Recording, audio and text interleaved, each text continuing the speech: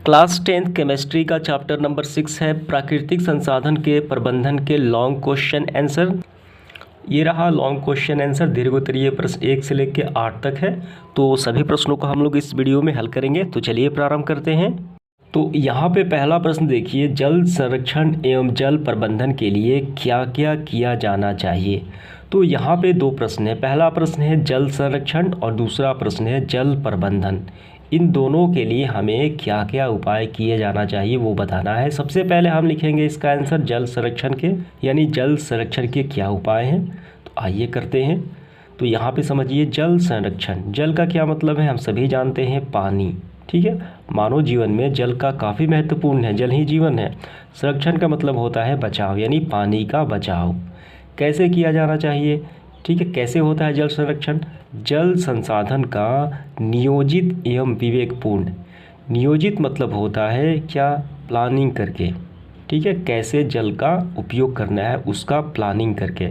जैसे आपको 100 रुपये दे दिए जाए और आपको कहाँ कहाँ कैसे खर्च करना है उस पर किसी काम के लिए, उसे कहा जाता है नियोजित ढंग से। ठीक है, प्लानिंग करके। और विवेकपूर्ण यानी अच्छे से सोच समझकर उसका उपयोग करना। ठीक है, विवेकपूर्ण उपयोग कर जल की बर्बादी को रोकना, यानी उसे बर्बाद होना, इन्हें नष्ट होने से रोकना ही क्या कहलाता है, जल संरक्षण कहलाता है। तो सीधे सीधे आपको यही समझना है, जल का नियोजित एवं विवेकपूर्ण उपयोग कर जल की बर्बादी को रोकना ही क्या कहलाता है, जल संरक्षण कहलाता है। अब यहाँ पे देखिए जल संरक्षण के उपाय, यानी इस जल को कैसे बर्बाद होने से रोक सकते हैं, यानी इसका जल का हम उपयोग, यानी हम जल का संरक्षण यानी उसका बचाव कैसे कर सकते हैं वो उपाय बताना है। तो ये रहे उसके उपाय। देखिए यहाँ पे पहला उपाय देखिए जल संरक्षण के उपाय, जल का अधिक दुरुपयोग को रोकना, यानी जल को बर्बाद होने से रोकना, अर्थात जल की बर्बादी को रोकना, पहला उपाय हो गया।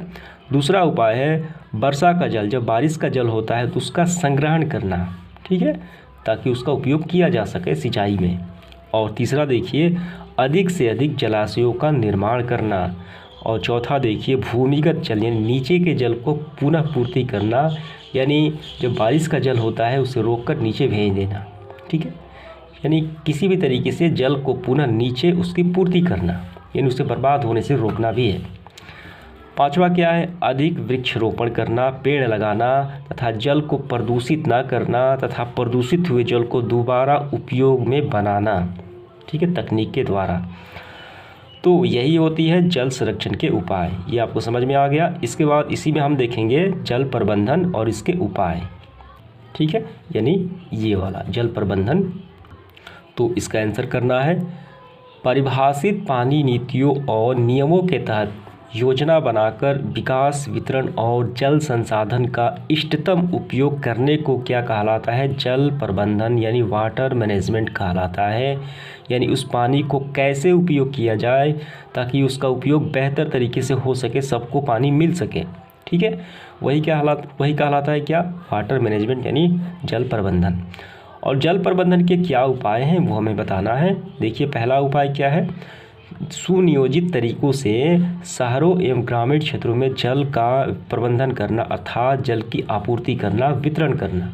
अब ऐसे नहीं करना कि अगर टंकियों से हम शहरों और गांवों में जल का वितरण कर रहे हैं, कहीं टूटा फूटा ना हो, टंकी कहीं टूटा फूटा ना हो, पानी का बर्बादी ना हो रहा हो।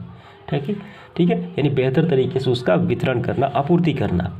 दूसरा देखिए परियोजनाओं का निर्माण करना, सरकार द्वारा जल परियोजनाओं का निर्माण करना और जलाशयों का निर्माण करना ताकि वर्षा का जल उसमें स्टोर किया जा सके। तीसरा देखिए नागरिकों को जल संरक्षण तथा प्रबंधन कैसे करें, जागरूकता प्रदान करना, शिक्षा देना, क्या लाभ है। ठीक है, और देखिए चौथा आवश्यकता के अनुसार ही जल का उपयोग करना, अनावश्यक जल की बर्बादी को रोकना। ये प्रत्येक नागरिक का ये कर्तव्य होना चाहिए तथा इसे पुनः उपयोग योग्य बनाना, जल का हम कैसे उपयोग कर सकते हैं पुनः। ठीक है, ये सारे बात का आप ध्यान रखना चाहिए। तो इसी तरीके से प्रश्न क्रमांक पहला का आंसर समाप्त हो जाता है। इसके बाद हम लोग देखेंगे प्रश्न क्रमांक दूसरा क्या है, वनों के ह्रास के कारणों का उल्लेख करें। यहाँ पे वनों के ह्रास का मतलब है वनों का काटा जाना, वनों का विनाश करना। तो मानव वनों का विनाश यानी वनों की अनाधून कटाई क्यों कर रहा है, उसका कारण क्या है, वही तो बताना है हमें। तो यहाँ पे समझिए वन क्षेत्र में कमी के प्रमुख कारण। तो पहले समय में यानी आदि काल में जो वन मानुष होते थे, जो वन में रहने वाले व्यक्ति होते थे, वे आवास और ईंधन के लिए कहाँ वनों पर डिपेंड करते थे। लेकिन जनसंख्या वृद्धि के बाद क्या हुआ, यानी स्वतंत्रता प्राप्ति के उपरांत, हमें इसका आंसर यहाँ से करना है, ठीक है। स्वतंत्रता प्राप्ति के उपरांत जनसंख्या में वृद्धि हुई, शहरीकरण हुआ, उद्योगीकरण हुआ, तो उससे क्या हुआ, वनों की कटाई हुई, यानी लकड़ी की मांग बढ़ी। कैसे? स्वतंत्रता प्राप्ति के बाद जो रेलवे का विस्तार हुआ, तो रेलवे की पटरियों बनाने में, रेल की पटरी बनाने में लकड़ी उसमें वहाँ पहले प्रयोग किया जाता था, लेकिन अब नहीं किया जा रहा है, ठीक है।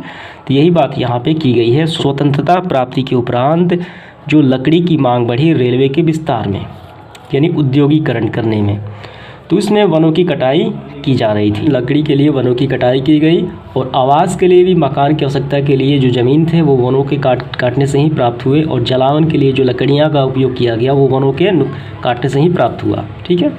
और हम देखिए यहाँ पे हमारे देश में कई अन्य कारण से भी जंगलों का सफाई किया जा रहा है। वन विभाग, राजस्व वसूली नीति, अवैध तरीके से जंगलों के पेड़ों की कटाई करना और कागज़ की बढ़ती मांग के कारण, तो ये सारे क्या हैं, कारण हैं वनों के काटने के। तो यहाँ से लेके यहाँ तक आपको करना है, समझ में आ गया आपको। इसके बाद हम लोग देखेंगे प्रश्न क्रमांक 3, वन्य जीवों के संरक्षण के क्या उद्देश्य हैं। इसका मतलब है वन में जो जीव निवास करते हैं उनको बचाना क्यों आवश्यक है। कौन से जीव, जैसे जंगली जानवर हो गए, शेर, हाथी, बाघ, सांप, ठीक है, ये सभी मनुष्य के लिए काफ़ी खतरनाक है, फिर भी इन्हें बचाना क्यों आवश्यक है, ये हमें बताना है। तो इसका आंसर हमें यहाँ से करना है, वन्य जीवों के संरक्षण के उद्देश्य। वन्य जीव प्राकृतिक संसाधन है, इन्हें संरक्षण की आवश्यकता है। वन्य जीव पर्यावरण पारिस्थितिक तंत्र में संतुलन बनाए रखने में महत्वपूर्ण भूमिका निभाते हैं। बढ़ता हुआ प्रदूषण, तापमान वृद्धि यानी ग्लोबल वार्मिंग, जलवायु परिवर्तन आदि समस्याएं इनके संरक्षण न करने अर्थात वनों की कटाई करने से हुई है। अगर हम वनों की कटाई करेंगे तो ये कहाँ निवास करते हैं, वन में निवास करते हैं, ठीक है। तो ये जो जानवर होते हैं वन्य प्राणी, ये पारिस्थितिक तंत्र यानी पर्यावरण के पारिस्थितिक तंत्र में संतुलन बनाए रखते हैं, ठीक। अतः इनका संरक्षण आवश्यक है। तो बस यही आपको आंसर करना है। इसके बाद देखेंगे हम लोग प्रश्न क्रमांक 4, ऊर्जा संकट क्या है, इसके समाधान के उपायों का उल्लेख करें। तो ये काफ़ी महत्वपूर्ण सवाल है, ठीक है। तो आइए इसका आंसर करते हैं। तो ऊर्जा संकट से हमारा तात्पर्य है जो परंपरागत ऊर्जा स्रोत हैं उनका ख़त्म हो जाना। तो यहाँ से करना है, वर्तमान में कोयला, पेट्रोलियम, प्राकृतिक गैस, खनिज तेल आदि प्राकृतिक स्रोत का अत्यधिक दोहन किया जा रहा है, ठीक है। तो इनका क्या किया जा रहा है, अधिक दोहन यानी इसका अधिक उपयोग किया जा रहा है। इस कारण प्रकृति में इसके भंडार खत्म होने के कगार पर है, यानी इनकी मात्रा जो है वो सीमित है और फलस्वरूप मानव को ऊर्जा संकट का सामना करना पड़ेगा। ये कहलाता है ऊर्जा संकट। अब इसके समाधान के उपाय कैसे हम इसको दूर करें। तो ऊर्जा संकट के समाधान के उपाय, ऊर्जा संकट के समाधान के लिए हमें ऊर्जा के गैर परंपरागत स्रोतों के उपयोग पर बल देना चाहिए, जैसे सौर ऊर्जा, पवन ऊर्जा, बायोगैस, ये कभी ख़त्म नहीं होते, भूतापीय ऊर्जा इत्यादि होने वाले परंपरागत स्रोतों का कम उपयोग करना चाहिए।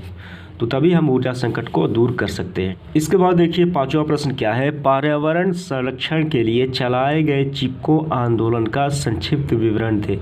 जो पर्यावरण बचाने के लिए चिपको आंदोलन चलाए गए थे बीते हुए समय में, उसके बारे में हमें बताना है। तो इसका आंसर हमें यहाँ से करना है। देखिए चिपको आंदोलन, ठीक है, यहाँ से करना है 1970 के दशक में। तो इस आंदोलन में क्या था, इस आंदोलन में लोग जो है वो पेड़ों से चिपक गए थे, यानी उस पेड़ों को कटने से बचाने के लिए। कहाँ पे, उत्तराखंड में।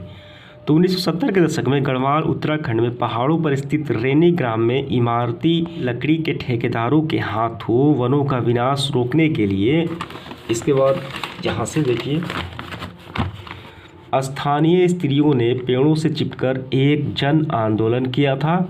3 सदी पूर्व राजस्थान के खेजड़ी ग्राम में पेड़ों से चिपककर स्त्रियों ने जान देने की घटना याद में लोगों ने इस आंदोलन को चिपको आंदोलन नाम दिया, ठीक है। और इस आंदोलन का समर्थन सुंदरलाल बहुगुणा और चंडी प्रसाद भट्ट जैसे लोगों ने किया। बस यही तक आपको लिखना है। ये समझ में आ गया चिपको आंदोलन क्या है। इसके बाद देखिए 6 नंबर क्या है, प्राकृतिक संसाधन के संरक्षण एवं प्रबंधन से आप क्या समझते हैं। तो प्राकृतिक संसाधन में क्या आ जाएंगे, मिट्टी आ जाएगा, जल आ जाएगा, खनिज संसाधन आ जाएंगे। ये सारे क्या है, प्राकृतिक संसाधन है जो हमें प्रकृति से प्राप्त हुए हैं। इनका बचाना और प्रबंधन करना, मैनेजमेंट करना क्या आवश्यकता है। ठीक है, क्या समझते हैं इसे, आइए करते हैं आंसर। तो इसका आंसर हमें यहाँ से करना है, वैसे संसाधन जो हमें प्रकृति द्वारा प्राप्त हुए हैं प्राकृतिक संसाधन कहलाते हैं, जैसे मिट्टी, पानी, खनिज इत्यादि। प्राकृतिक संसाधन के संरक्षण एवं प्रबंधन के तात्पर्य है कि इनका विवेकपूर्ण उपयोग करना ताकि इसकी गुणवत्ता बनी रहे और विकासात्मक कार्य भी न रुके। इनका देखभाल और सुरक्षा ताकि वे अपने आने वाले पीढ़ियों के लिए बने रहें। तो इनको सुरक्षित करना और इसका प्रबंधन करना दोनों ही आवश्यक है। इसके बाद देखिए 7वां प्रश्न क्या है, प्राकृतिक संसाधनों के संरक्षण एवं प्रबंधन के, ठीक है, अभी हमने देखा अंतर्राष्ट्रीय प्रयासों का उल्लेख करें। जो अंतर्राष्ट्रीय स्तर पर प्रयास किए गए हैं वो हमें बताना है।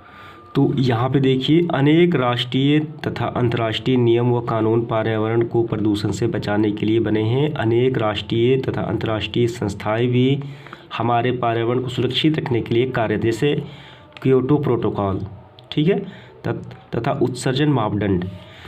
तो यही है, आपको पहले इस तरीके से लिखना है, प्राकृतिक संसाधन को बचाने के लिए अंतर्राष्ट्रीय संस्थाएं जो हैं वो निम्नलिखित है। पहला है क्योटो प्रोटोकॉल, बस एक ही बारे में आपको लिखना है, यहाँ से प्रारंभ करना है, ठीक है, बस यहाँ तक लिख लेना है।